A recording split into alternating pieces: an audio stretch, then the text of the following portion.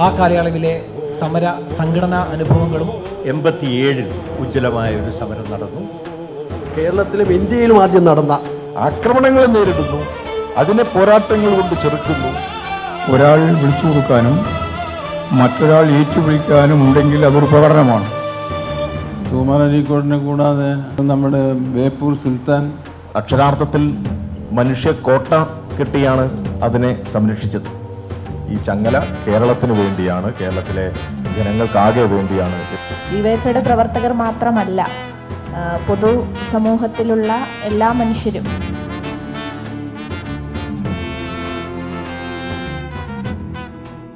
നമസ്കാരം.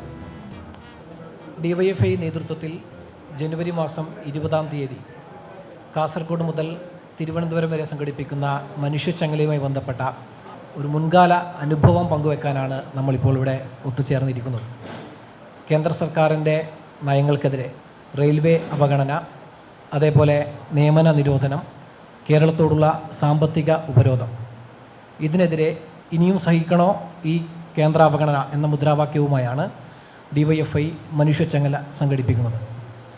ഈ ഒരു പശ്ചാത്തലത്തിൽ 1987-ൽ യുവജന പ്രസ്ഥാനം നടത്തിയിട്ടുള്ള ഐതിഹാസികമായിട്ടുള്ള മനുഷ്യച്ചങ്ങല, അതിൻ്റെ അനുഭവങ്ങളും ആ കാലയളവിലെ സമര സംഘടനാ അനുഭവങ്ങളും പങ്കുവയ്ക്കാനാണ് മുൻകാല യുവജന നേതാക്കൾ നമ്മോടൊപ്പം ഒത്തുചേർന്നിരിക്കുന്നത്.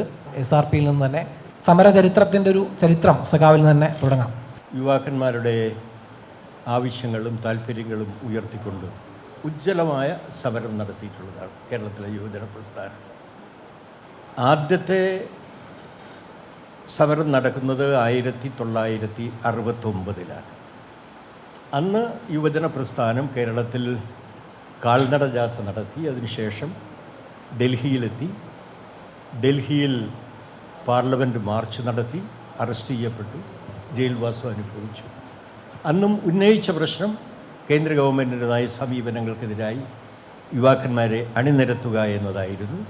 തൊഴിൽ നൽകണം, അല്ലെങ്കിൽ തൊഴിലില്ലായ്മ വേതനം നൽകണം എന്ന ആവശ്യം ഉന്നയിച്ചുകൊണ്ടാണ്.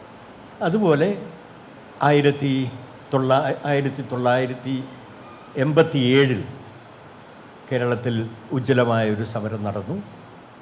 അതും കേരളത്തിലെ കേന്ദ്ര ഗവൺമെൻറ്റിൻ്റെ തെറ്റായ നയങ്ങൾക്കെതിരായും കേരളത്തിലെ യുവജനങ്ങളുടെ താല്പര്യങ്ങൾ ഉയർത്തിക്കൊണ്ടുമായിരുന്നു ആ ഉജ്ജ്വലമായ സമരം. ലക്ഷക്കണക്കിന് ആളുകൾ ആ പരിപാടിയിൽ കേരളത്തിൽ അണിനിരക്കുകയുണ്ടായി. ആ നിലയിൽ കേരളത്തിലെ പ്രശ്നങ്ങൾ, കേന്ദ്ര ഗവൺമെൻറ്റിൻ്റെ തെറ്റായ നയങ്ങൾ, യുവാക്കന്മാരുടെ പ്രശ്നങ്ങൾ, ഇതെല്ലാം ഉയർത്തിക്കൊണ്ട് ഉജ്ജ്വലമായ സമരത്തിൻ്റെ പാരമ്പര്യമാണ് യുവജന പ്രസ്ഥാനത്തെ സംബന്ധിച്ചിടത്തോളം കേരളത്തിലുള്ളത്. ഇപ്പോൾ വളരെ പ്രധാനപ്പെട്ട ആവശ്യങ്ങൾ ഉന്നയിച്ചുകൊണ്ടാണ് ഈ സമരം ഇന്ന് സംഘടിപ്പിക്കുന്നത്. ഇതിൽ എല്ലാവിധ ജനങ്ങളുടെയും ആശംസയും പിന്തുണയും ഈ സമരത്തിനുണ്ടായിരിക്കും. കേരളത്തിലെ യുവാക്കന്മാരുടെയും സാധാരണ ജനങ്ങളുടെയും തൊഴിലില്ലായ്മ പ്രശ്നം ഉന്നയിച്ചിട്ടുണ്ട്. കേന്ദ്ര ഗവൺമെൻറ്റിൻ്റെ അവഗണനയെ ശക്തിയായി എതിർക്കുന്നുണ്ട്. റെയിൽവേ തുടങ്ങിയിട്ടുള്ള വികസന പരിപാടികൾ കേരളത്തിൽ നടപ്പിലാക്കുന്നതിന് എതിരായ സമീപനമാണ് കേന്ദ്ര ഗവൺമെൻറ് എടുക്കുന്നത്. അതിനെതിരായി മുദ്രാവാക്യം മുഴക്കിക്കൊണ്ടാണ് ഈ സമരം നടക്കുന്നത്.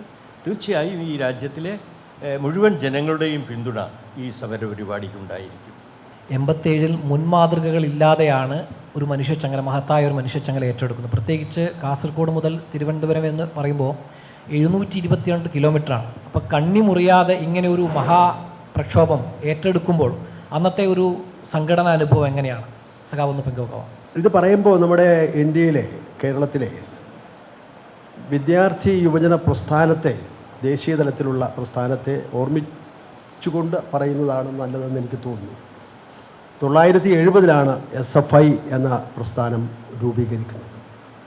അതൊരു ചരിത്ര സംഭവമാണ്. 1980-ലാണ്, നവംബറിലാണ് DYFI രൂപീകരിക്കുന്നത്. ഇതിൽ രണ്ടിലും സജീവ പങ്കാളികളായ ആളുകളാണ്, നേതൃനിരയിലുള്ള ആളുകളാണ് ഇരിക്കുന്നത്. 70-ഉം 80-ഉം SFIയുടെയും DYFIയുടെയും അക്കാലത്തെ പ്രവർത്തനങ്ങൾ ഓർമ്മിക്കുമ്പോൾ ഒരിക്കലും മറക്കാൻ കഴിയാത്ത സംഭവങ്ങൾ. SFI രൂപീകരണത്തിന് ശേഷമാണ് അടിയന്തരാവസ്ഥ വരുന്നത്.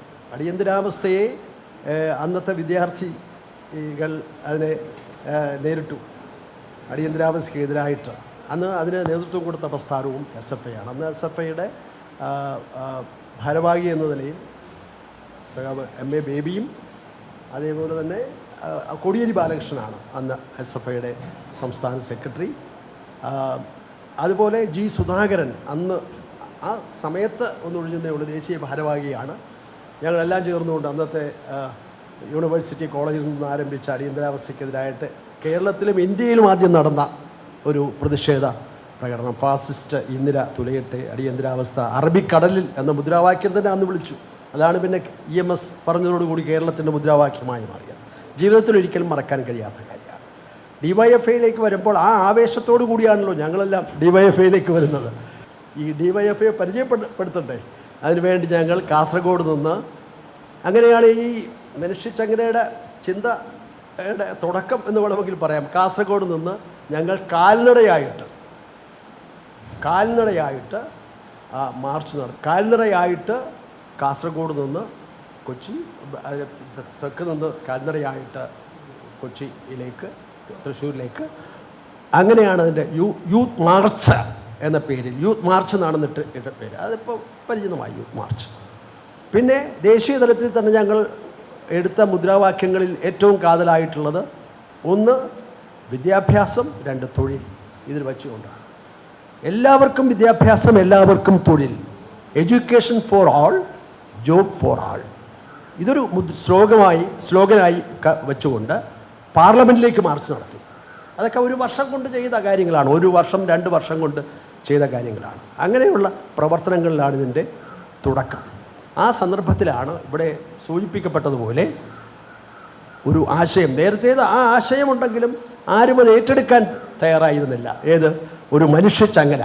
ഇപ്പോൾ സഖാവ് SRP സൂചിപ്പിച്ചതുപോലെ യുവജനങ്ങളുടെ ആവശ്യങ്ങൾക്ക് മുൻഗണന കൊടുക്കുന്നതോടൊപ്പം തന്നെ നമ്മുടെ സംസ്ഥാനത്തിൻ്റെയും ദേശീയ തലത്തിലുമുള്ള പ്രശ്നങ്ങൾ, ആവശ്യങ്ങൾ അത് ഏറ്റെടുക്കേണ്ടതും ചെറുപ്പക്കാരെന്ന് പറയുമ്പോൾ വിദ്യാർത്ഥികളാണെങ്കിലും ചെറുപ്പക്കാരാണെങ്കിലും പ്രതികരണശേഷിയിൽ മുൻപന്തിയിൽ നിൽക്കുന്നവരാണ്. അന്നത്തെ കേരള സാഹചര്യത്തിൽ വർഗീയത 80കളിലാണല്ലോ ഈ രൂപത്തിലുള്ള വർഗീയ രൂപങ്ങൾ ഉണ്ടാകുന്നത് കേരളത്തിൽ. പിന്നെ വിവാദങ്ങൾ ഉണ്ടാകുന്നത് അങ്ങനെയാണ് നിലയ്ക്കൽ സംഭവം ഉണ്ടാകുന്നത്. നിലയ്ക്കലൊരു കുരിശ് കണ്ടു എന്ന് പറഞ്ഞുകൊണ്ട് ഈ BJPയുടെ അല്ലെങ്കിൽ ഹിന്ദു മുന്നണിയുടെയൊക്കെ നേതാവായിരുന്ന കുമ്മനം രാജശേഖരനാണ് അതിനെതിരെ അന്ന് ഈ വിഷയം കൊണ്ടുവന്നത്. നിലയ്ക്കൽ അയ്യപ്പൻ്റെ പൂങ്കാവനമാണ്, അവിടെ ഒരു കുരിശ് കാണാനിടയായി എന്നൊക്കെ പറഞ്ഞുകൊണ്ടുള്ള വർഗീയ ധ്രുവീകരണത്തിൻ്റെ വിത്തുകൾ പാകിയത് ആ കാലത്താണ്. ഇതെല്ലാം വച്ചുകൊണ്ടാണ് എല്ലാവരെയും കൂട്ടിയോജിപ്പിച്ചുകൊണ്ട് സാഹോദര്യവും സൗഹാർദ്ദവും മതസൗഹാർദ്ദവും എല്ലാം വച്ചുകൊണ്ടുള്ള ഒരു പരിപാടിക്ക് രൂപം നൽകിയതാണ് മനുഷ്യച്ചങ്ങല എന്ന് പറയുമ്പോൾ തുടക്കത്തിൽ തന്നെ കേട്ടവർക്ക് തന്നെ അതിശയം തോന്നി. കേട്ടവർക്ക് തന്നെ അത് പുതിയ കാര്യമാണ്. ആരും അതുവരെ ഈ രൂപത്തിൽ കാസർഗോഡ് മുതൽ 700-ഓളം കിലോമീറ്റർ ദൈർഘ്യം വരുന്ന അണിമുറിയാത്ത ഈ മനുഷ്യച്ചങ്ങല പറയാൻ എളുപ്പമാണ്, പക്ഷേ ഇതെങ്ങനെ യാഥാർത്ഥ്യമാകും? അതൊരു ആവശ്യമാണ്. പക്ഷേ ഒരു നാടിനെ സംബന്ധിച്ച് വലിയൊരു വെല്ലുവിളിയാണ് നമ്മൾ ഏറ്റെടുക്കുന്നത് എന്ന നിലയിൽ കൂടി കണ്ടുകൊണ്ടാണ് അതിന് ഞങ്ങൾ തുടക്കം കുറിച്ചത്. അതിൻ്റെ അനുഭവം വളരെ വലുതാണ്. ഞാൻ അതേ ഈ സമയത്ത് പറയുന്നുള്ളൂ. അത് ഏറ്റെടുക്കാൻ അന്ന് DYFI എന്ന പ്രസ്ഥാനത്തിന് പ്രാപ്തി ഉണ്ടായിരുന്നെങ്കിൽ, DYFI ചെറുപ്പക്കാർ മാത്രമല്ല, ആ മനുഷ്യച്ചങ്ങലയുടെ അനുഭവം കേരളത്തിലെ എല്ലാ വിഭാഗം ജനങ്ങളും അതിൽ പങ്കാളികളായി. സംഘടിപ്പിച്ചത് DYFI ആണ്, ചെറുപ്പക്കാരാണ്. പക്ഷേ ചെറുപ്പക്കാർ മാത്രം നിന്നാൽ ഒരു കണ്ണി അല്ല ഒരു നിരയായിട്ട് നിൽക്കാം. ഇത് ഒന്നിലധികമായി അതായി ആ രൂപത്തിലേക്കത് ഒരു മതിലായി, ഒരു വലിയ പ്രസ്ഥാനമായി അത് മാറി, ഒരു വലിയ ആവേശകരമായി എല്ലാവർക്കും അതിൽ പങ്കെടുത്തവരെന്നും പറയാറുണ്ട്. ഇന്നും ഞങ്ങൾ ഈ സമ്മേളനങ്ങളിലൊക്കെ പോകുമ്പോൾ പഴയകാല അനുഭവങ്ങൾ കുറിച്ച് ക്രെഡൻഷ്യൽ റിപ്പോർട്ട് ചോദിക്കുമ്പോൾ അവരെ ആവേശം കൊള്ളിച്ച സംഭവം 100-ൽ 99 പേര് എഴുതുന്നത് ഈ മനുഷ്യച്ചങ്ങലയാണ്. അതാണ് അന്ന് DYFI എന്ന പ്രസ്ഥാനം. ഇന്ന് എൻ്റെ വളരെ ചെറിയ രൂപം തുടക്കമാണ്.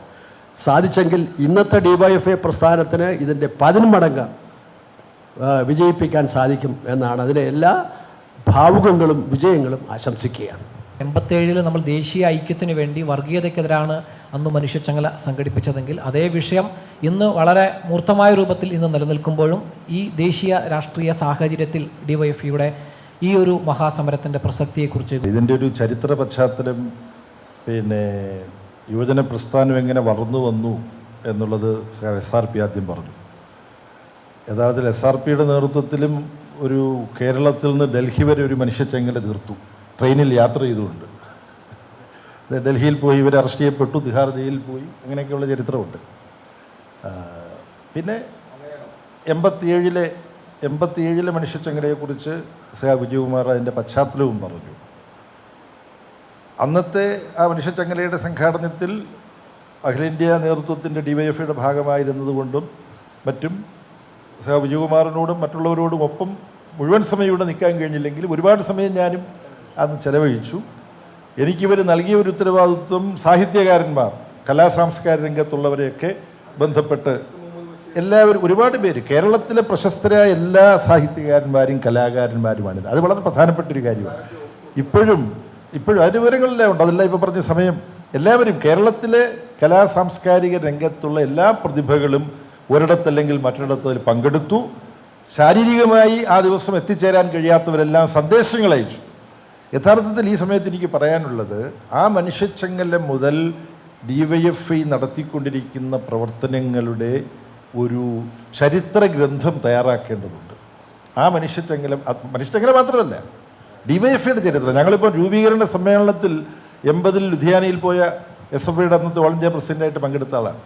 അവിടെ പിന്നെ സർദാർ ഭഗത് സിംഗിൻ്റെ സഹപ്രവർത്തകരാണ് ശിവവർമ്മയും, പണ്ഡിറ്റ് ശിവവർമ്മയും, അതുപോലെ തന്നെ കിഷോരിലാൽ, ഇവർ രണ്ടുപേരും പങ്കെടുക്കുകയാണ്. ഭഗത് സിംഗിൻ്റെ സംഘടന ഇതാണെന്ന് പറയുകയാണ്. അപ്പം സാമ്രാജ്യത്വ വിരുദ്ധ ദേശീയ സ്വാതന്ത്ര്യ സമര പ്രസ്ഥാനത്തോട് നാഭീനാള ബന്ധമുള്ളത് DYFIക്കാണെന്നുള്ളതിൻ്റെ ആവേശകരമായ ഓർമ്മയാണ് അവിടെയുള്ളത്. അപ്പോൾ മനുഷ്യച്ചങ്ങല എന്ന ഒരു ആശയം ഇന്ത്യയിൽ അവതരിപ്പിച്ചത് DYFIയാണ് ഈ 87 നടന്ന സംഭവത്തിലൂടെ. അങ്ങനെ ഒരു ചരിത്ര പ്രാധാന്യമുണ്ട്. എനിക്ക് കൂട്ടിച്ചേർക്കാനുള്ളത്, ആ പാരമ്പര്യം ഏറ്റെടുത്ത് ഇന്നത്തെ DYFI നേതൃത്വം കേരളത്തിൻ്റെ ജീവത്തായ പ്രശ്നങ്ങൾ അവതരിപ്പിക്കുകയാണ് ജനങ്ങളുടെ മുമ്പിൽ. എങ്ങനെ കേന്ദ്രം കേരളത്തെ അവഗണിക്കുന്നു, ബ്രിട്ടീഷ് സാമ്രാജ്യത്വം ഇന്ത്യയെ ഒരു കോളനിയാക്കി വെച്ചതിന് സമാനമായ ഒരു അവഗണനയും ചൂഷണവുമാണോ കേരളത്തിൻ്റെ നേരെ നടത്തുന്നത് എന്ന് പോലും ചിന്തിക്കേണ്ടി വരും. നമ്മളങ്ങനെ പറയുന്നില്ല, സൂക്ഷിച്ച് പറയേണ്ട ഒരു കാര്യമാണത്. പക്ഷേ കാര്യങ്ങൾ എവിടേക്കാണ് പോകുന്നത്? പക്ഷേ ഇന്ത്യയുടെ ഭാഗമായി തന്നെ കേരളം നിൽക്കും. കാര്യം പുന്നപ്രവലാർ സമരം അതാണ്, അമേരിക്കൻ മോഡലല്ല, ഞങ്ങൾ ഇന്ത്യയുടെ ഭാഗമായി നിൽക്കുമെന്ന് പറഞ്ഞതാണ്. അതുകൊണ്ട് ഇപ്പോൾ DYFI ഏറ്റെടുത്തിട്ടുള്ളത് ഏറ്റവും അർത്ഥവത്തായ ഒരു സമരമാണ്.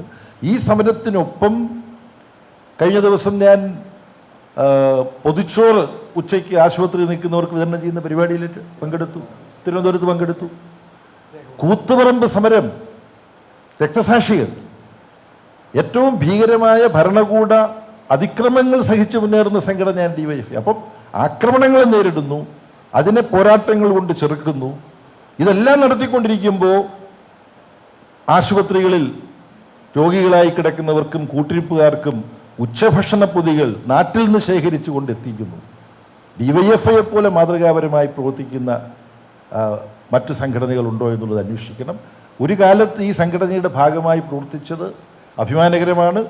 ജനുവരി 20 നടക്കുന്ന പരിപാടി, അതിൽ ഡൽഹിയിൽ നിന്ന് പങ്കെടുക്കാൻ ഞാൻ വരുന്നുണ്ട്. എവിടാന്ന് നിങ്ങൾ തീരുമാനിച്ചാൽ മതി.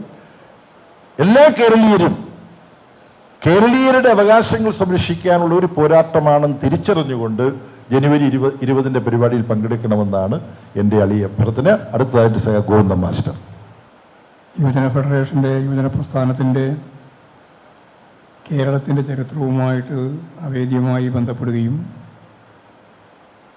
ഞങ്ങളെപ്പോലുള്ളവരെല്ലാം യുവജന പ്രസ്ഥാനത്തിൻ്റെ ഭാഗവാക്കാക്കി കേരള സോഷ്യലിസ്റ്റ് യുവജന ഫെഡറേഷൻ എന്ന രീതിയിലും തുടർന്ന് DYFI എന്ന രീതിയിലും പ്രവർത്തന മേഖലയിൽ കൊണ്ടുവന്നു. തീർച്ചയായും ഞങ്ങളെല്ലാം രാഷ്ട്രീയ ഗുരുവായ സഖാവ് SRP പറഞ്ഞ കാര്യങ്ങളിൽ പൂർണ്ണമായിട്ട് യോജിക്കുകയാണ്. KSYF എന്ന രീതിയിൽ പ്രവർത്തിക്കുമ്പോഴും ആ സംഘടന അഖിലേന്ത്യാ അടിസ്ഥാനത്തിൽ DYFE ആയിട്ട് മാറിയ സന്ദർഭത്തിലുമെല്ലാം അതിലേറ്റവും പ്രധാനപ്പെട്ട ഒരു സമ്മേളന തീരുമാനമാണ് മനുഷ്യ ചങ്ങല എന്നത്. യുവമാറിനൊക്കെ ഓർമ്മയുണ്ടാവും. ശർമ്മിയൊക്കെ ഞങ്ങളൊക്കെ പങ്കെടുത്ത സമ്മേളനമാണത്. ആലുവ DYFEയുടെ ആലുവ സമ്മേളനം. അത് പ്രത്യേക പശ്ചാത്തലത്തിൽ നടന്ന ഗൗരവമുള്ളൊരു സമ്മേളനമായിരുന്നു. ആ സമ്മേളനത്തിലാണ് ആദ്യമായി മനുഷ്യച്ചങ്ങല തീർക്കാൻ DYFEക്കാവും അത്തരത്തിലുള്ള സമരങ്ങളിലേക്ക് പോകും എന്ന് തീരുമാനിച്ചു. അതിനു മുമ്പാണ് ഇവിടെ ചൂണ്ടിക്കാണിച്ചതുപോലെ കളക്ട്രേറ്റ് വളയും എന്ന് തീരുമാനിച്ച DYFEയുടെ ചരിത്രത്തിലെ ഏറ്റവും ശ്രദ്ധേയമായ മറ്റൊരു സമരം. കളക്ട്രേറ്റ് വളയുമെന്നുള്ള സമരത്തിൽ പങ്കെടുക്കാൻ വന്ന യുവതി യുവാക്കളെ കേരളത്തിൻ്റെ പല മേഖലയിൽ നിന്നും രക്ഷിതാക്കൾ അവസാനം കാൽനടയായിട്ട് യൂണിറ്റുകളിൽ നിന്ന് വരികയാണ്. ഓരോ സ്ഥലത്ത് ക്യാമ്പായി ആ ക്യാമ്പിൽ നിന്ന് ഭക്ഷണം കഴിച്ച് അവിടെ കിടന്നുറങ്ങി. അല്ല സ്കൂളൊക്കെയാണ്. അവർ നടന്ന് വരുമ്പോൾ നമ്മുടെ മാധ്യമങ്ങളുടെ ഭീകരമായ എഴുത്ത് കാരണം ഈ കളക്ട്രേറ്റിൻ്റെ കല്ല്, മൂലക്കല്ല് ഉൾപ്പെടെ എല്ലാം ഇളക്കി മാറ്റുന്ന ഒരു സമരമായിരിക്കും ഇത്. അതുകൊണ്ട് നിങ്ങളുടെ മക്കളെയൊന്നും സമരത്തിലേക്ക് അയക്കരുത് എന്നുള്ള മാധ്യമങ്ങളുടെ അതിശക്തിയായ ഇടപെടൽ നടത്തിയപ്പോൾ എനിക്കെന്നെ ഓർമ്മയുണ്ട്, കേരളത്തിൻ്റെ പല ഭാഗത്തുള്ള രക്ഷിതാക്കൾ ഈ പുറപ്പെട്ടു പോയ യൂണിറ്റ് തലത്തിലുള്ള പ്രകടനം, അന്നാണ് നമ്മളൊരു പുതിയ മുദ്രാവാക്യം മുന്നോട്ടേക്ക് വെച്ചത്. ഒരാൾ വിളിച്ചു കൊടുക്കാനും മറ്റൊരാൾ ഏറ്റുവിളിക്കാനും ഉണ്ടെങ്കിൽ അതൊരു പ്രകടനമാണ്. കാരണം നമ്മുടെ നാട്ടിലെ ആളുകളുടെ പ്രകടനം എന്ന് പറഞ്ഞാൽ നൂറുകണക്കിന് ആളുണ്ടായാലേ പ്രകടനമാവുള്ളൂ എന്നുള്ളൊരു ബോധമായിരുന്നു. അങ്ങനെ വന്നാൽ യൂണിറ്റിൽ നിന്ന് പ്രകടനം വരില്ല. അപ്പോൾ യൂണിറ്റിൽ നിന്ന് പ്രകടനം വരണമെങ്കിൽ ചെറിയ ചെറിയ പ്രകടനങ്ങളായി അതിനെ രൂപപ്പെടുത്തേണ്ടി വരും. അപ്പോഴാണ് നമ്മൾ പറഞ്ഞത് ഒരാൾ വിളിച്ചു കൊടുക്കുക, മറ്റൊരാൾ ഏറ്റുപിടിക്കുക, അങ്ങനെയുണ്ടെങ്കിൽ അത് പ്രകടനമായി. അപ്പോൾ യൂണിറ്റിൽ തന്നെ പ്രകടനം വരണം എന്നുള്ളത് നിർബന്ധമായി. അങ്ങനെ യൂണിറ്റിൽ നിന്ന് തുടങ്ങിയ പ്രകടനം വഴിക്ക് വെച്ച് ചില രക്ഷിതാക്കൾ മക്കളെ തിരിച്ചുകൊണ്ടുപോയി. ഇനി അങ്ങനെ പോകാം. അവർക്ക് ഭയങ്കര ആവേശത്തിൽ അവർ വരുന്നത്, പക്ഷേ രക്ഷിതാക്കൾ വിടുന്നില്ല. അങ്ങനെയുള്ള സംഭവങ്ങൾ ഉൾപ്പെടെ ഉണ്ടായി. പക്ഷേ ആ സംഭവം ഒരു ചരിത്രപ്രസിദ്ധമായ സമരമായിട്ട് മാറി. ആദ്യത്തെ വളയൽ സമരം അതാണ്, കളക്ട്രേറ്റ് വളയൽ സമരം അതാണ്. ആയിരക്കണക്കിന് ആളുകൾ. എനിക്കിപ്പോഴും ഓർമ്മയുണ്ട്. അന്ന് കണ്ണൂർ കളക്ടറായിട്ട് ഉണ്ടായിരുന്നത്, കണ്ണൂർ എസ് പി ആയിട്ടുണ്ടായിരുന്നത് ഇപ്പോഴത്തെ ചെന്നൈയിൽ നമ്മുടെ ഗവർണറാണ് അവിടെ കണ്ണൂർ ഉണ്ടായിരുന്നത്. രവി RN രവി. പക്ഷേ അന്ന് വളരെ നിർബന്ധപൂർവ്വം അയാൾ അനുവദിക്കില്ല, വളയാൻ പറ്റില്ല. ഞങ്ങൾ വളയാൻ തീരുമാനിച്ചാൽ വളയും എന്ന് പറഞ്ഞുകൊണ്ട് തന്നെ വളയുകയാണ് ചെയ്തത്. പക്ഷേ അന്ന് പിന്നെ അതിൻ്റെ മേലെ വേറൊന്നും നടപടിയൊന്നും RN രവി എന്ന SP-ൻ്റെ ഭാഗത്ത് ഉണ്ടായിരുന്നില്ല. അപ്പോൾ ഞാൻ പറഞ്ഞു പോകുന്നത് മാത്രമേ ഉള്ളൂ. അത് ലാത്തിചാർജ് നടത്താൻ പറ്റും. ലാത്തിചാർജ് നടത്താൻ സാധിക്കുമായിരുന്നില്ല. ആയിരക്കണക്കിന് യുവാക്കൾ എന്തും ചെയ്യുന്നതിന് വേണ്ടി മുമ്പോട്ടേക്ക് വന്ന ഒരു പശ്ചാത്തലത്തിൽ ഒരു പോലീസിനും ഒരു ലാത്തിചാർജ് ഒന്നും ചെയ്യാൻ സാധിക്കില്ല. വളഞ്ഞതാണ്, അക്ഷരാർത്ഥത്തിൽ വളഞ്ഞ സമരം അത്. അപ്പോൾ അതിന് ശേഷമാണ് നമ്മൾ ഈ മനുഷ്യ ചങ്ങലയെ പറ്റി ആലോചിച്ചത്. എനിക്കിപ്പോഴും ഓർമ്മയുണ്ട്, ഞാൻ സംസ്ഥാന സെക്രട്ടറി ആയിട്ട് പിരിയുന്ന സമ്മേളനമാണ് ആലുവ സമ്മേളനം. സഖാവ് M ദാസൻ സെക്രട്ടറിയും ശർമ്മ പ്രസിഡൻറ്റുമായിട്ട് വരുന്ന സമ്മേളനമാണ് ഈ ആലുവ സമ്മേളനം. ഒരു സമ്മേളനത്തിൽ വെച്ചിട്ടല്ലേ ഇത്? ആ സമ്മേളനത്തിലാണ് ഞങ്ങൾ ആദ്യമായിട്ട് ഇങ്ങനൊരു കാര്യം പ്രഖ്യാപിച്ചത്. മനുഷ്യ ചങ്ങല എന്നൊരു ആശയത്തെ അടിസ്ഥാനപ്പെടുത്തിയിട്ടുള്ള തുടർ സമരങ്ങളും പ്രക്ഷോഭങ്ങളിലും. എത്ര യുവജനങ്ങൾ വേണ്ടി വരും? അങ്ങനെ ഒരു ഉദാഹരണമൊക്കെ അന്നുണ്ടോ? അല്ല, എത്ര യുവജനങ്ങൾ വേണ്ടി വന്നാലും അത്രയും യുവജനങ്ങളെ സംഘടിപ്പിക്കാനുള്ള കഴിവ് അന്നത്തെ സംഘടനാ പ്രവർത്തനത്തിൻ്റെ ഭാഗമായിട്ട് DYFEക്ക് ഉണ്ട്. അല്ല, അത് അത്ര യൂണിറ്റ് ഒന്നും വന്നില്ലല്ലോ. യൂണിറ്റ് ഒന്നും നോക്കിയിട്ടൊന്നുമല്ല ജനങ്ങൾ വരുന്നത്. ജനങ്ങളിങ്ങനെ അതിശക്തിയായ രീതിയിൽ ഒഴുകി വരികയല്ലേ. ഈ കളക്ടറേറ്റ് സംഘാടക സമിതിയല്ലേ ഉണ്ടാക്കിയത്. ഓരോ സ്ഥലത്തും സംഘാടക സമിതി ഉണ്ടാക്കി കൃത്യമായിട്ട് കിലോമീറ്റർ ദൂരം വെച്ചു കൊടുത്ത് ഏർപ്പാട് ചെയ്തിട്ടില്ലല്ലോ. അങ്ങനെയല്ലേ വലിയ രീതിയിലുള്ള സമര പരിപാടികളല്ലേ പ്ലാൻ ചെയ്തത്. അപ്പോൾ ഞാൻ പറഞ്ഞു വന്നതെന്ന് വെച്ചാൽ അങ്ങനെ തീരുമാനിച്ച ഒരു വലിയ സമ്മേളനത്തിൻ്റെ തീരുമാനം പോലെ ആക്കി. അതിൻ്റെ തുടർച്ചയായിട്ടാണ് ഈ മന്ത്രിമാരെ തടയുന്ന സമരവും നമ്മൾ നടത്തിയത്. അതിൻ്റെ ഭാഗമായിട്ടാണ് കൂത്തുപറമ്പ് രക്തസാക്ഷിത്വം ഉണ്ടായത്. എന്ന് പറഞ്ഞാൽ DYFIയുടെ സമര ചരിത്രം എന്ന് പറയുന്നത് കേരളത്തിൻ്റെ രാഷ്ട്രീയ ചരിത്രവുമായിട്ട് പൂർണ്ണമായും ബന്ധപ്പെട്ട് നിൽക്കുന്ന ഒന്നാണ്.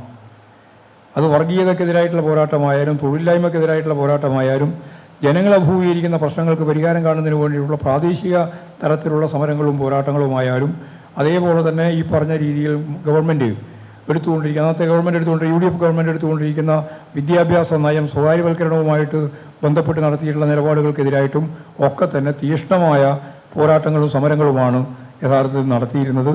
ആ പോരാട്ടത്തിൻ്റെയും സമരത്തിൻ്റെയും ഭാഗമായിട്ടാണ് DYFI ഇന്നത്തെ രീതിയിൽ വളർന്ന് പന്തലിച്ചിട്ടുള്ളത്. തീർച്ചയായിട്ടും കേരളം അഭിമുഖീകരിക്കുന്ന ഈ പ്രശ്നങ്ങൾക്ക് ഇപ്പോൾ നിങ്ങൾ മുന്നോട്ടേക്ക് വെച്ച റെയിൽവേ ഉൾപ്പെടെയുള്ള കേന്ദ്ര അവഗണന ഉൾപ്പെടെയുള്ള കേന്ദ്ര സാമ്പത്തിക ഉപരോധം തീർക്കുന്ന നിലപാട് ഉൾപ്പെടെയുള്ള കാര്യങ്ങൾക്ക് ജനങ്ങളെ അണിനിരത്തിക്കൊണ്ട് മുമ്പോട്ടേക്ക് പോകാനും വൻ വിജയമായി ആ സമരത്തെ മാറ്റാനും സാധിക്കും എന്നുള്ളതാണ് എൻ്റെ ഒരു ധാരണ. എല്ലാ ആശംസകളും ഈ സന്ദർഭത്തിൽ അറിയിക്കാൻ ഒരു കാര്യമുണ്ട്. നമ്മുടെ ഈ കലക്ട്രേറ്റ് വളയൽ സമരത്തിലേക്ക് ആയിരക്കണക്കിന് യൂണിറ്റുകളിൽ നിന്ന് കാൽനടയായിട്ട് വന്നുകൊണ്ടിരിക്കുന്ന ഒരു കാഴ്ച അന്ന് ദേശാഭിമാനിയുടെ വീക്കിലിയുടെ പത്രാധിപരായിരുന്ന തായാട്ട് ശങ്കരൻ അദ്ദേഹം എഴുതിയിട്ടുണ്ട് അതിനെപ്പറ്റി. എൻ്റെ ജീവിതത്തിൽ മറക്കാനാവാത്ത ഏറ്റവും പ്രധാനപ്പെട്ട സംഭവമാണ് തൂവള്ള പതാകയും തൂവള്ള വസ്ത്രവും കൊച്ചരി പ്രാവുകളെപ്പോലെ നടന്നു നീങ്ങിയ ആ കാഴ്ച എൻ്റെ ജീവിതത്തിൽ എനിക്ക് മറക്കാനാവുന്നതല്ല എന്ന് തായാട്ട് ശങ്കരൻ. ആ കാഴ്ചയാണ് എൻ്റെ ജീവിതത്തിലെ ഏറ്റവും പ്രധാനപ്പെട്ട അനുഭവമെന്ന് അദ്ദേഹം എഴുതുകയുണ്ടായിട്ടുണ്ട്. ഒരു യുവജന പ്രസ്ഥാനത്തിൻ്റെ സമരത്തിൻ്റെ ഭാഗമായിട്ട് അദ്ദേഹം എഴുതിയതാണ്. അപ്പോൾ ആ രീതിയിൽ DYFI വ്യക്തിമുദ്ര പതിപ്പിച്ചിട്ടുള്ള കേരളത്തിലെ ഒരു പ്രസ്ഥാനമാണ്, ഇന്ത്യയിലെ ഒരു പ്രസ്ഥാനമാണ്. അതിന് ഈ പരിപാടി വമ്പിച്ച വിജയമാക്കി തീർക്കുന്നതിന് വേണ്ടി സാധിക്കട്ടെ എന്ന് ആശംസിക്കുക കൂടി ചെയ്യുകയാണ്. ഇനി ശർമ്മ, ഞാൻ സെക്രട്ടറി ആയിട്ട് മാറി എന്നിട്ടാണ് M. ദാസൻ സെക്രട്ടറിയും ശർമ്മ പ്രസിഡൻറ്റുമായിട്ട് ആലുവ സമ്മേളനത്തിന് വരുന്നത്. ആലുവ സമ്മേളനത്തെ തുടർന്നാണ് ഈ മനുഷ്യചങ്ങല രൂപം. അന്നത്തെ പ്രസിഡന്റ് ശർമ്മ സഖാവിൻ്റെ ഒരു അനുഭവം കൂടെ, പ്രത്യേകിച്ച് അന്നത്തെ സെക്രട്ടറി ആയിരുന്ന M. ദാസൻ സഖാവ് നമ്മോടൊപ്പം ഇല്ല. ആ സഖാവിൻ്റെ ഒരു ഉജ്ജ്വലമായ ഓർമ്മകൾ കൂടി പങ്കുവെച്ചുകൊണ്ട് എങ്ങനെയാണ് സെക്രട്ടറി പ്രസിഡന്റ് എന്ന നിലയിൽ അതിന് സംസ്ഥാനത്തുടനീളം നേതൃത്വം നൽകിയത്? അവസാനം ഗോവിന്ദമാഷും പറഞ്ഞു വെച്ച കാര്യങ്ങൾ എല്ലാം പൂർണ്ണമായിട്ട് ശരിയാണ്. ആലുവ സമ്മേളനത്തിലാണ് ഈ പ്രഖ്യാപനങ്ങളുണ്ടാകുന്നത്. അത് ഒരു ചെയിൻ പോലെ മുമ്പോട്ട് പോവുകയും അതിനു മുമ്പ് തന്നെ മന്ത്രിമാരെ തടയുന്ന സമരം മുമ്പിലേക്ക് വരികയും ചെയ്തു. 35 ദിവസക്കാലം അന്ന് നടത്തിയ സമരത്തിൽ 10,800 പേരാണ് മർദ്ദനമേറ്റത്. ബാലകൃഷ്ണൻ രക്തസാക്ഷിയായി കാസർഗോഡ്. നാസർ ജീവിച്ചിരിക്കുന്ന രക്തസാക്ഷിയാണ്. ഇന്നും വെടിയുണ്ടയുടെ ഒരു അംശമുണ്ട് വടകരയിൽ. അതെല്ലാം കേരള രാഷ്ട്രീയത്തിൻ്റെ സവിശേഷതകൾ മനസ്സിലാക്കി ഈ സമൂഹത്തെ പുനർനിർമ്മിക്കാനുള്ള പോർമുഖങ്ങളിൽ യുവാക്കളുടെ ദൗത്യം കാലത്തിനനുസരിച്ച് നിർവഹിക്കുക. അതായിരുന്നു.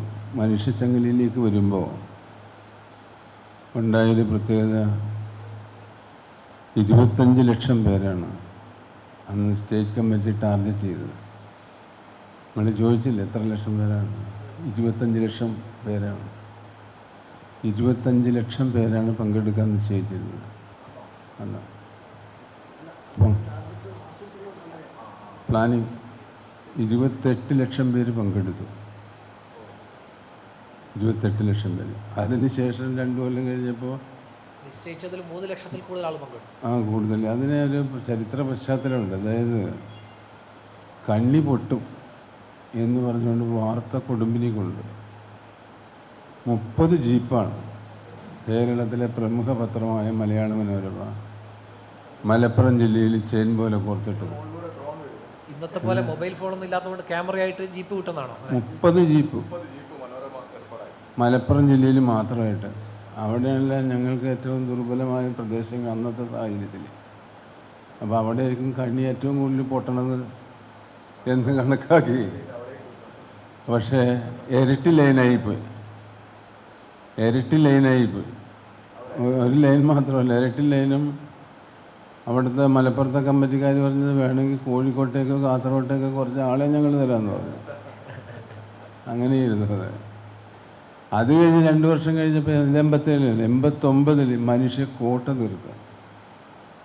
35 ലക്ഷം പേര് പങ്കെടുത്തിരുന്നു.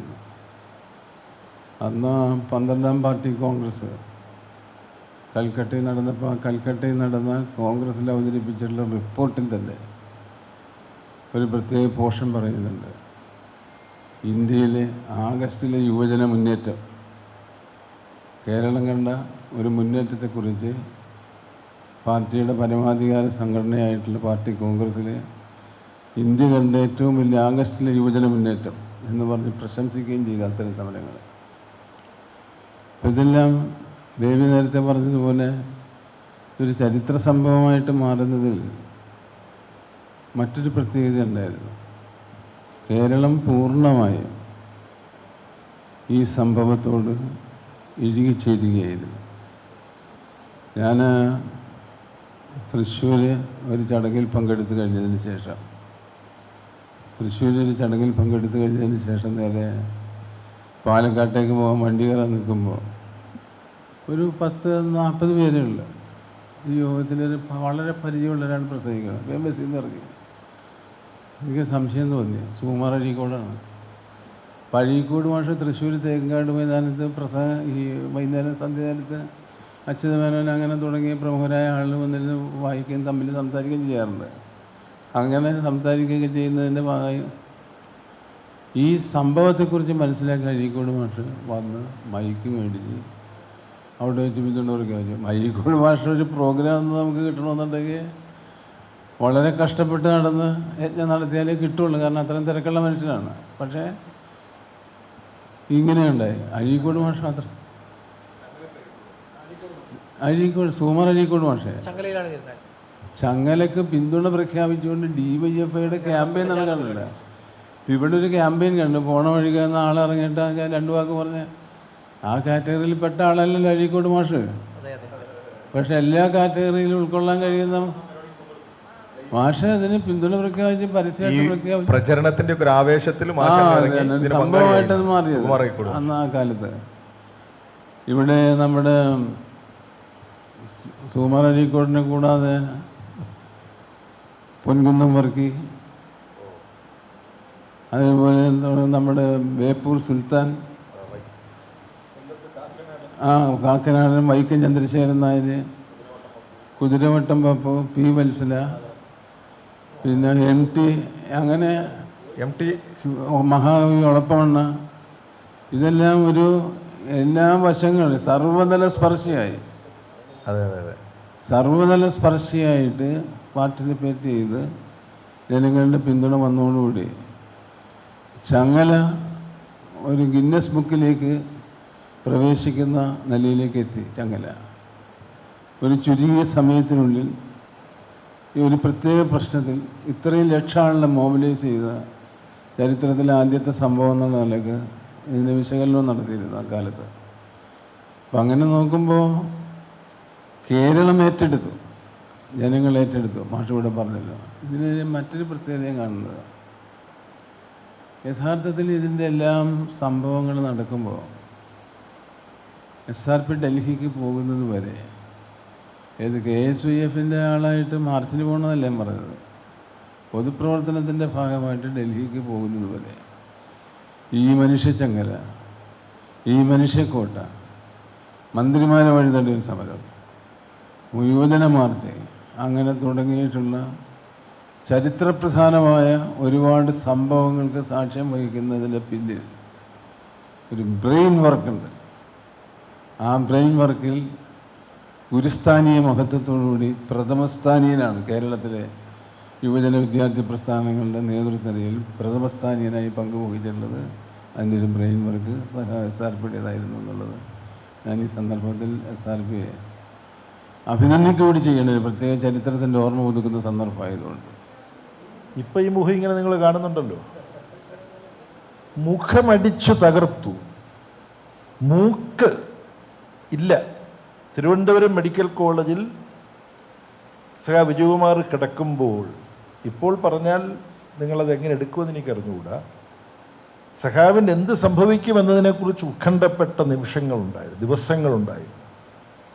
അതുപോലെ DYFIയുടെ സ്ഥാപക പ്രസിഡൻ്റായ VP ജയരാജൻ, ഗൗതം മാഷ് VP ജയരാജനും കണ്ണൂർ ജില്ലയിലെ KSFിൻ്റെ നേതാക്കന്മാരായിരിക്കുമ്പോൾ ഇവരെല്ലാം മർദ്ദനത്തിനിരയായിട്ടുണ്ട്. പക്ഷേ ആ കാസർഗോഡിനടുത്ത പ്രദേശത്തുള്ള ഒരു VP ജയരാജൻ്റെ വസ്ത്രം മുഴുവൻ ഉരിഞ്ഞു കളഞ്ഞിട്ട് നടു റോഡിലിട്ട് പോലീസുകാർ അതിഭീകരമായി മർദ്ദിച്ചു ഒരു രംഗം എൻ്റെ മനസ്സിൽ വരിക.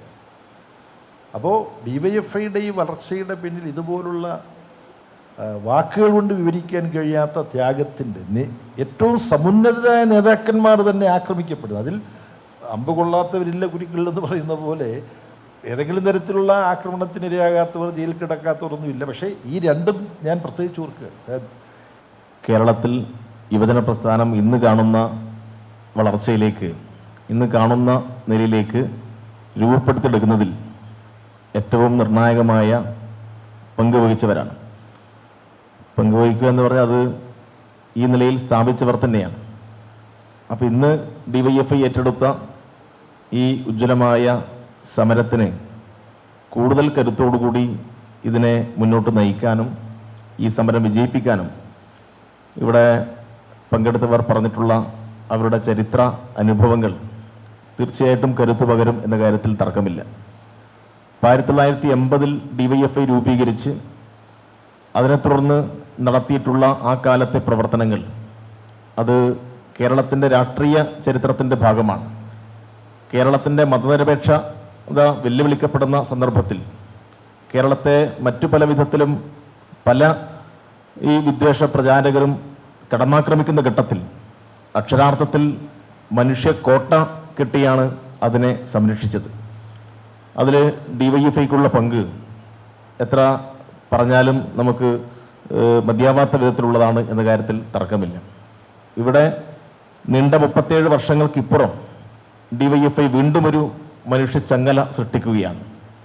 ആ മനുഷ്യച്ചങ്ങലയിൽ കേരളീയ ജനതയെ മുഴുവൻ കണ്ണികളാക്കണം എന്നാണ് ഞങ്ങൾ ആഗ്രഹിക്കുന്നത്. കാരണം അത്രമാത്രം ജീവൽ പ്രധാനമായ രാഷ്ട്രീയ പ്രാധാന്യമുള്ളൊരു മുദ്രാവാക്യമാണ് ഞങ്ങൾ മുന്നോട്ട് വെക്കുന്നത്. അതിലേറ്റവും പ്രധാനപ്പെട്ട ഒരു മുദ്രാവാക്യം കേരളത്തിലെ റെയിൽവേ യാത്രക്കാരുടെ യാത്രാ ദുരിതം പരിഹരിക്കണം എന്നുള്ളതാണ്. രണ്ടാമത്തെ മുദ്രാവാക്യമായി വെച്ചത് കേന്ദ്ര സർക്കാരിൻ്റെ നിയമന നിരോധനമാണ്. മൂന്നാമത്തെ മുദ്രാവാക്യം കേരളത്തോടുള്ള സാമ്പത്തിക വിരോധം. ഈ 3 മുദ്രാവാക്യങ്ങളും കേരളമാകെ ചർച്ച ആവുന്ന വിധത്തിലുള്ള പ്രചരണ പ്രവർത്തനങ്ങൾക്ക് DYFI വളരെ സജീവമായി നേതൃത്വം കൊടുത്തുകൊണ്ടിരിക്കുകയാണ്. തീർച്ചയായിട്ടും ഈ സമരം കേരളത്തിൻ്റെ സമര ചരിത്രത്തിൽ ഒരു പുതിയ അധ്യായം എഴുതി ചേർക്കും എന്ന കാര്യത്തിൽ തർക്കമില്ല. ഈ സമരത്തെ എല്ലാ നിലയിലും കേരളീയ സമൂഹം ഏറ്റെടുത്തു എന്നാണ് ഇതിൻ്റെ വിവിധ പ്രചരണ പരിപാടികളെല്ലാം സൂക്ഷ്മതയിൽ നിരീക്ഷിക്കുമ്പോൾ നമുക്ക് കാണാൻ വേണ്ടി കഴിയുന്നത്. പുതിയ കാലഘട്ടത്തിൽ ഞങ്ങൾ ഈ ചങ്ങല തീർക്കുമ്പോൾ അന്ന് മുൻ മാതൃകകളില്ലാതെ നിങ്ങൾ തീർത്ത ചങ്ങല മുൻ മാതൃകകളിൽ നിന്നുകൊണ്ട് കൂടുതൽ കരുത്തോടെ വളരെ സംഘടന അടുക്കും ചിട്ടയോടും കൂടി ഈ ചങ്ങല പൂർത്തീകരിക്കാൻ ഞങ്ങൾക്ക് സാധിക്കും. അതിന് ഊർജ്ജമായി അന്ന് ഈ പ്രസ്ഥാനത്തിന് നേതൃത്വം കൊടുത്ത സഖാവ് SRP ഞങ്ങൾക്ക് ആശംസകളും ഭാവുകങ്ങളും നേർന്നുകൊണ്ട് ഇവിടെ ഉണ്ട് എന്നുള്ളത് തന്നെ തീർത്തും ഞങ്ങൾക്ക് സന്തോഷം നൽകുന്നതാണ്. ഈ ചരിത്രം DYFIയുടെ ചരിത്രം രേഖപ്പെടുത്തി വെക്കുന്ന സമയത്ത് അതിനകത്തും നിർണായകമായ പങ്ക് നിങ്ങളുടെ ഭാഗത്തുനിന്ന് ഉണ്ടാകും എന്ന് പ്രതീക്ഷിച്ചുകൊണ്ട് ഈ ചങ്ങല കേരളത്തിന് വേണ്ടിയാണ്, കേരളത്തിലെ ജനങ്ങൾക്കാകെ വേണ്ടിയാണ് എന്നുള്ളത് കൊണ്ട് തന്നെ നിങ്ങളുടെ ഈ കൂട്ടായ്മ തീർച്ചയായിട്ടും വലിയ കരുത്തു പകരും എന്ന പ്രതീക്ഷയോടുകൂടി കേരളത്തിലെ ജനങ്ങളാകെ മനുഷ്യച്ചങ്ങലയുടെ പ്രവർത്തനങ്ങൾ ഏറ്റെടുത്തിരിക്കുന്ന ഒരു അനുഭവമാണുള്ളത്. ഡിവൈഎഫ്ഐയുടെ പ്രവർത്തകർ മാത്രമല്ല, പൊതുസമൂഹത്തിലുള്ള എല്ലാ മനുഷ്യരും. പണ്ടൊക്കെ പരസ്യമായി നമ്മുടെ പരിപാടികളിലേക്ക് വരാൻ വലിയ താല്പര്യം കാണിക്കാതിരുന്നവർ പോലും ഇപ്പോൾ വലിയ ആവേശത്തോടു കൂടി ഈ സമരത്തിൻ്റെ ഭാഗമായി വരുന്നൊരു കാഴ്ചയാണ് നമുക്ക് കാണാൻ കഴിയുന്നത്. അത് വലിയൊരു പ്രതീക്ഷയോടുകൂടിയാണ് ജനുവരി 20 മനുഷ്യച്ചങ്ങല വലിയ വിജയമായി തീരും എന്നുള്ള പ്രതീക്ഷയിലാണ് നിൽക്കുന്നത്. തീക്ഷ്ണമായ ഒരു കാലഘട്ടത്തിലെ സമരാനുഭവങ്ങൾ, സംഘടനാനുഭവങ്ങളെല്ലാം ഡിവൈഎഫ്ഐയെ സംബന്ധിച്ചിടത്തോളം പുതിയ തലമുറയ്ക്ക് മാതൃകയാണ്, അതേപോലെ മുന്നോട്ട് പോകാനുള്ള ഊർജ്ജമാണ്. ആ നിലയ്ക്ക് കൂടെ നമ്മോടൊപ്പം പങ്കുചേർന്ന മുൻകാല യുവജന നേതാക്കളോട് ഡിവൈഎഫ്ഐ സംസ്ഥാന കമ്മിറ്റിക്ക് വേണ്ടി നന്ദി അറിയിക്കുന്നു.